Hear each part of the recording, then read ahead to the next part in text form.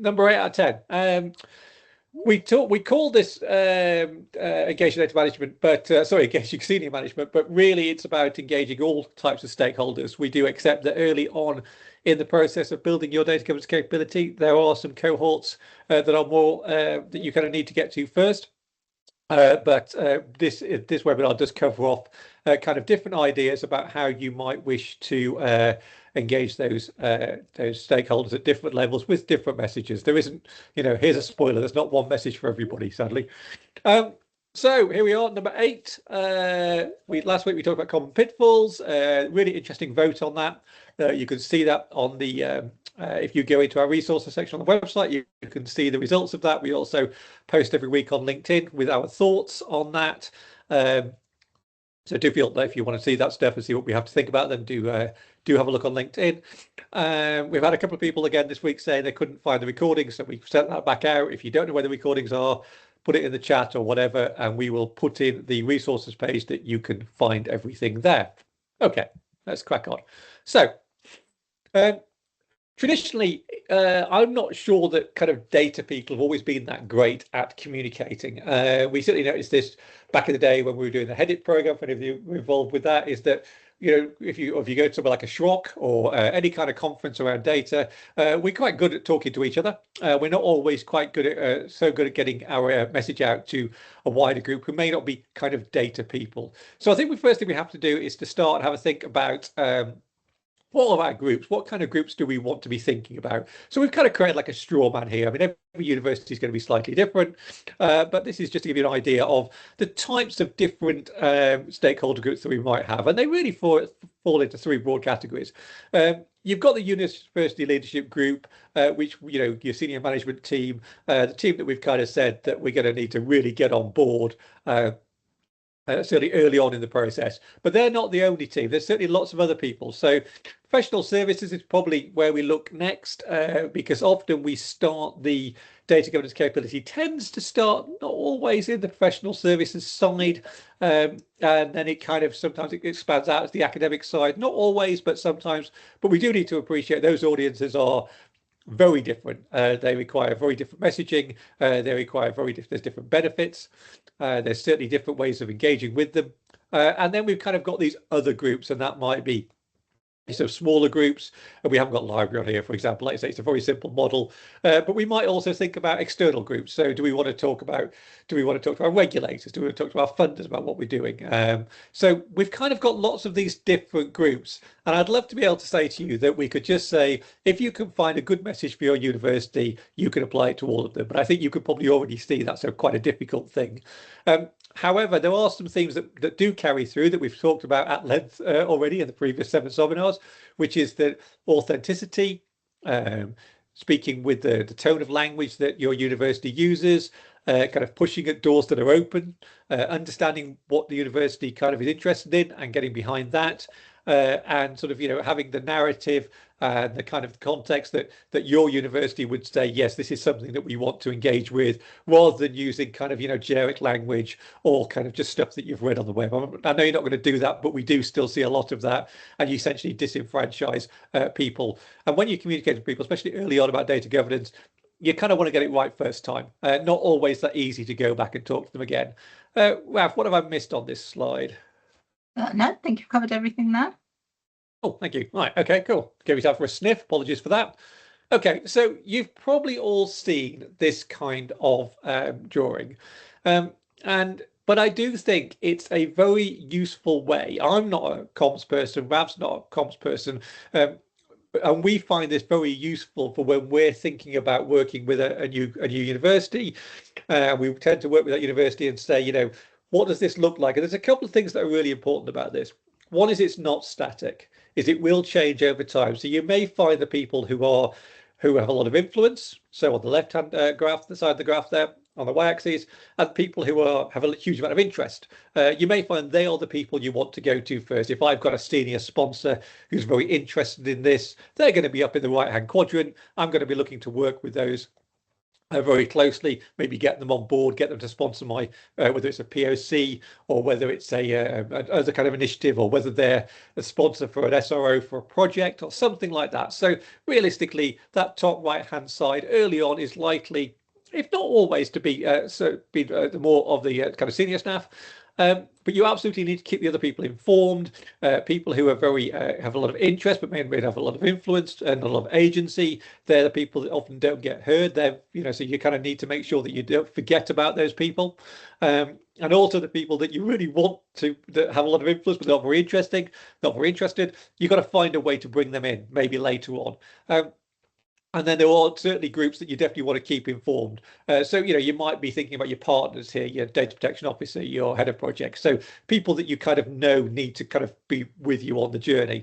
And then you might look at this in a year's time and find that it's a different group of people. You might be working with the people up in the right people might be different. It might be people that you're working with more closely. It might be a project or whatever. So it's not fixed. And I think the other thing is not to worry too much about putting everybody in a box, but just to help you. It sometimes feels overwhelming if there's just one of you and 4,500 staff. How do I get to this? Or even 200 staff. How do I get to the people? So I think it's just a way of chunking up the work for something that we all sort of struggle with a bit, in a way that allows us to kind of pick our battles, make our priorities, give ourselves the best chance of success. What else have we got on that, Rav? I was just going to say, I want to kind of echo the point you said about this not being static. So over time, where people sit in this quadrant will move, it will change. But also, it's not always the case that you would only need 4 messages, because you do have to tailor to groups within each of those quadrants. So, for example, the message that you pull together to try and promote the capability might be different for the people who are inputting data than it would be for people who are using the data, for example. And the same with sponsorship and championship.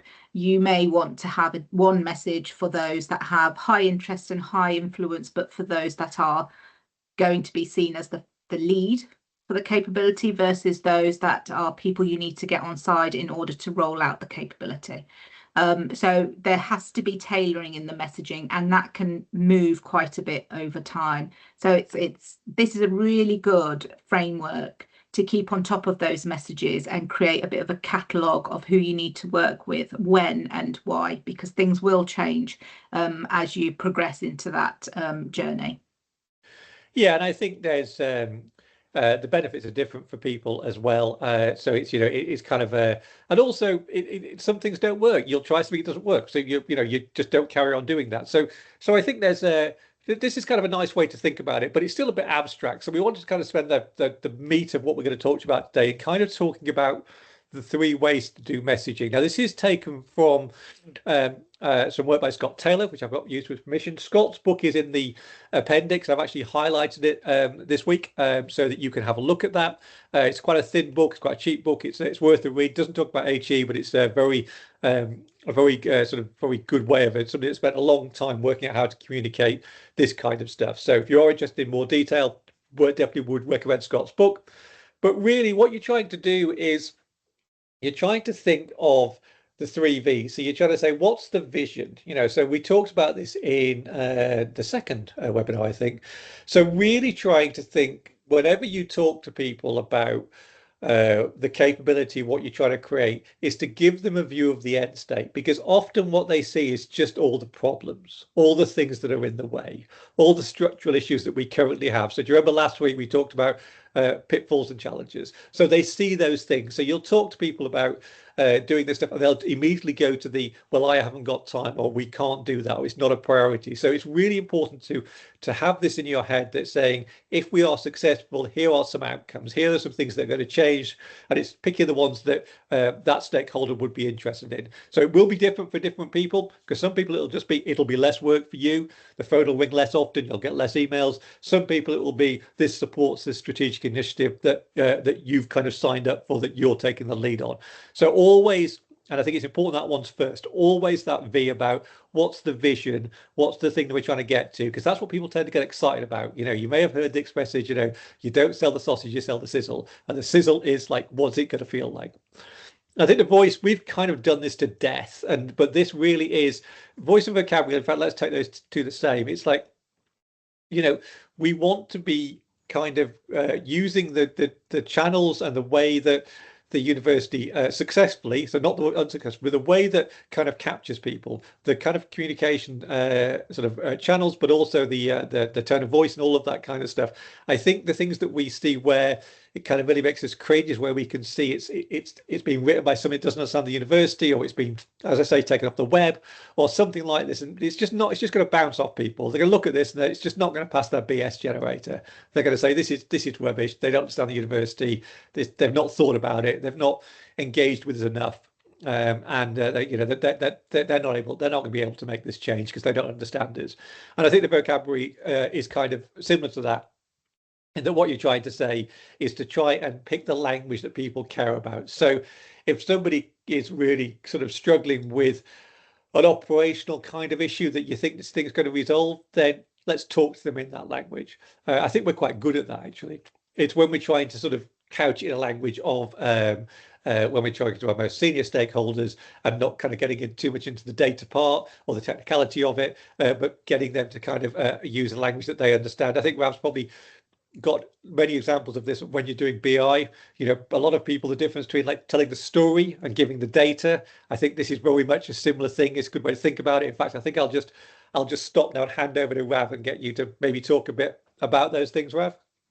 My advice would be, and this sounds very, very obvious, I know, and I'm sure there's others that'll join me in kind of admitting that I am probably one of few of the majority that do get excited by data, sorry.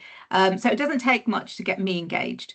But the thing that most people see data as is something that is hard, that isn't really relevant to them, that is something that is a byproduct, and that is very much for IT. So when it comes to voice and vocabulary, it is very important to make data become a little bit more human. So the voice that you use and the language that you use is incredibly important. And in a way, you're not just trying to get the message across and get the capability promoted. You're also trying to bring people along to understand more about what data could be and not reinforce those ideas that this is just nothing to do with me and it's more an IT thing. And doing that is hard. So it is very much about telling a story and not necessarily about policing and being rule setters. I think people very much associate data with that type of structure and that type of rule making. Data governance isn't about that. And that's where the language is so important. And it has to be in the colloquial tone of that messaging. So it's not only getting the message across of what data governance is and why it's beneficial and how it will help the institution on a mid to longer term. It's also about making sure that these people also start to see data as something else other than a system thing. Yeah. And marrying those two things can be quite difficult. So very much you need to change mindsets and culture around data itself as being something that is for the benefit of all and not just benefit of the few. Storytelling is the key. And I think there's a couple, it's really good insights that, Rav. There's a couple of things. One is, it's a good way to do that is to ask people, it's rather than say to them, here are some benefits, is actually to say to people, what is it that you struggle with? And would this really help you? Because sometimes we see solutions being offered and we think, well, that doesn't solve the problem this person's seeing. So there's definitely that. So I think, not you don't have to have all the answers. You don't need to be perfect, but you can go along with the narrative and kind of expand that by the more people that you talk to, the better that it is. It was interesting reading the Data Futures KPMG report this week, although I use the word loosely, is in there was some really kind of scary stuff where it said, from our analysis, data governance, data quality is not seen as having any value. It's seen as a cost. It's not seen by senior management as anything that they could see why they would invest in. And to be fair to KPMG, they did then go on and say, this is not correct and we need to change this. So that's kind of what we're against, So I think we just need to get out of our own kind of kind of sort of a data safe space and start to think about these things. I would say, this is one of the most difficult parts of the job. In some ways, it's easier for people like Rav and I, frankly, because people pay us to come in and say this stuff. But often we're just saying stuff that you would say. Sometimes it's just that whole profit has no honor in their own country thing. So don't be afraid to think that you need all the answers, because you don't, and you already have that authenticity. You already have that understanding. So you're already some of the way here. It's just the way that you deploy that. So that's probably all I would say on that. Do you want anything to come back on that before we go for a vote? No. No? Cool. I didn't want to make it. So we've kind of got three votes here. Well, three things today. So in fact, Rob, do you want to talk them through, because have you put the vote in? I have not. Let me do that first. Let's do that first, and then we will. Yeah, we're going to see.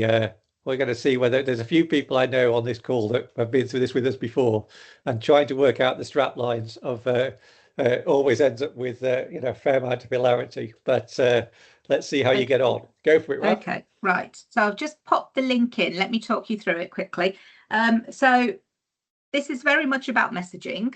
There are 3 activities. The first few are required, and the last one is a little bit of a fun exercise that you may or may not want to take part in. I'll leave that completely to you. So first of all, we want you to think about the stakeholders that you think are most likely to support a DG capability. So we don't want you to map out all of your stakeholders. Just choose a group that you think will be most likely to support the case to create data governance within your institution, and have a think about which one of those quadrants that we spoke to you about, the stakeholder map, which quadrant they would fit in. Don't think that they always have to fit in the top right-hand corner. This is about getting people on side that can be a bigger voice behind you to try and make the case. So first of all, we want you to decide who those stakeholders or stakeholder is, and choose one of the quadrants. Then if you want to, give us a bit of information on who they are, and we don't mean name names, but roles. Give us a bit of a description of the roles that those people might be holding. And then we want to understand what it is you think that will really sell the message to them. And Alex and I use the term sell the sizzle. So what is it that will really get these people's attention and make them want to learn more about data governance? So there is a list of things there that you're not going to be surprised on. There's data futures, cost reduction, income generation, student experience, etc., etc. So which of those do you think would be most attractive and get people to want to listen to what you've got to say about data governance? Now, in forms, if you hover over each of those options, it'll come up with arrows up and down on the right hand side. So if you click on those, your ranking of those things will move up and down. We are going to take the top 3 that everybody chooses, so don't worry about the order of anything under that. And the bit of fun, we like to ask people if you could if you can come up with a strap line for data governance, because just something that is one phrase or set of words, very quick, not even a paragraph, maybe a sentence or 2, that will really give people a flavour of what data governance is and really pique their interest to want to know more. So the last optional activity is to think about a strapline to sell the sizzle. So you might want to think about what you have chosen as the top 3 components for getting attention and think about a strapline there. But we thought it'd be good just to give you a few examples of what some of the straplines that we've come across have been. So we've had one which is simply YOLO, which is you only live once. So I think the strapline was data : yes. YOLO. And then we've got data, a force for good. Who datas wins. That's one of mine. That's just a brilliant one. Just stop there. That's it. Best one ever. Trusted data, better outcomes. Like that. Designing data to define the future. Like that too. Connecting the dots, improving data, improving decisions, improving experience. Can't remember where that's from. It's good. Making data work for all of us. One of my faves. So that's just a few examples. So if you want to, please give us some of your examples. So just while you're doing that, we actually had too many slides for today. So we've put you'll see when we put this up on the resources page later in the week, hopefully Friday. There's a couple of extra slides that just go into a bit more detail around what we've shown you today. We just didn't have time to give them to you. We didn't want to rush through. But if you do look at them and say, what are you talking about? Do get back to us if it doesn't make sense, or you've got more questions about those extra slides that are at the end of the deck. So, what are we at time-wise? Oh, 30:21. Just nailing it now, Rav. So we've done a bit about engaging senior management, or kind of stakeholder management. Obviously, very big subject. When we run this on our data strategy course, I think this takes like 4 hours. So it's really quick one. And again, very happy to take some questions, or if you've got specific examples of who you want to get to, just drop us a line. We'll take a look. And next week we're going to do tooling, but we're not going to talk about tooling that you can go and buy. We don't think that's an environment everybody's going to go and buy Experian or Calibra or Talend or whatever. We're going to talk about free tooling. We're going to talk about what some universities have done using things like SharePoint, Power Automate, all of that kind of stuff. We've got a guest speaker who's going to talk about a tool that's coming along later this year that's going to be free for use, which we're very excited about, and definitely worth tuning in for that. And then we're going to talk about maybe how you would get access to some of these free tools and who you might want to collaborate with. So real practical session next week, hopefully giving you a kind of a starting point for where you could create some infrastructure for your capability. Anything I missed on that, Rav? No, but it's quite a big session next week, so we're going to have to work hard to condense it into 20 minutes. We are indeed. And on that note, just to let you know that we are moving forward with the panel that we talked about. So we're going to have an expert panel, hopefully 4 or 5 universities that have been through this process at different stages. And we're going to ask you, please do put your questions in the chat or put them somewhere that we can find them, because we want to use your questions so we can prepare that group. And we're going to try and do 30 minutes, maybe 6, 7 questions, and ask that group to respond to you directly. And then Rav and I are also talking about doing a summary. So at the end, I think what we're going to do is look at all the different votes, and we're going to do like a summary of the whole thing, and maybe give you some other signposting, some of the places to go. So that's kind of what we're thinking, because we're getting quite close to the end now. So we're thinking about how to wrap that up. If you have any other questions or comments, do put them in the chat. So just to let you know, there's the book I talked about. This is the Telling Your Data Story by Scott Taylor, and so that's the one. If you were interested in this topic, that's the one I would probably, even though it's not AG specific, I would pick that one. I think it's the best book out there from a layman's point of view to do this well. And then here's these couple of slides that we talked about, so you can find those at the end. So I think we are done today. Thank you, everybody. Thanks all.